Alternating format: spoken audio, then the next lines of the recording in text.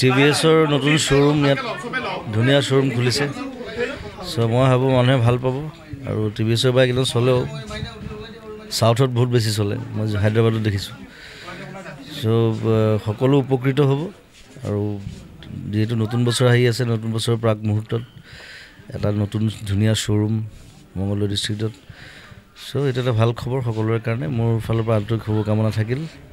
আগবাঢ়ি যাওক আৰু ভাল হওক থেংক ইউ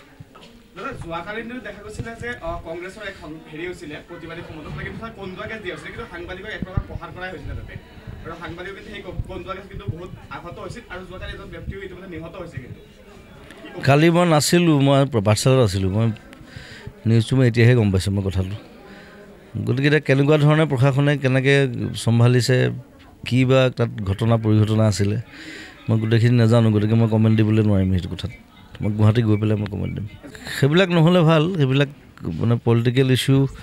তেনেকুৱা লেভেললৈ যাব নালাগে আচলতে যিমান পাৰি শান্তিপূৰ্ণভাৱে চব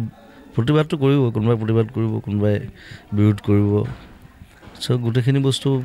বেলেঞ্চ হৈ থাকিলে সকলোৰে দেশখনৰ কাৰণে ভাল প্ৰতিবাদটো কৰাইতো কৰিবই প্ৰতিবাদ কেনেকৈ ৰাখিব সেইটো এটা অদ্ভুত কথা এটা পৃথিৱীত তেনেকুৱা কোনো দেশ নাই য'ত প্ৰতিবাদ কৰিব নোৱাৰিব কোনোবাই কিবা এটা বেয়া দেখিলে কিবা এটা বেয়া পালে প্ৰতিবাদ কৰিবই ময়ো কৰোঁ মাজে মাজে চ' সেইটো মুখত ভাল ধুনীয়া লাগিলে ধুনীয়া ডাঙৰ যথেষ্ট আহল বহল আৰু মই ৰাতিপুৱা আহি শুইছোঁহে 4টা বজাত মই পাঠশালাত আছিলোঁ কালি এতিয়া আকৌ মই ৰাতিকৈ অৰুণাচল যাম তাত কাইলৈ কিবা অপেনিং এটা আছে ৰিজৰ্টৰ শ্ব' আছে কাইলৈ চ' অলপ দেৰি আছোঁ ইয়াত থাকি ওলাই যাম তাৰপিছত থেংক ইউ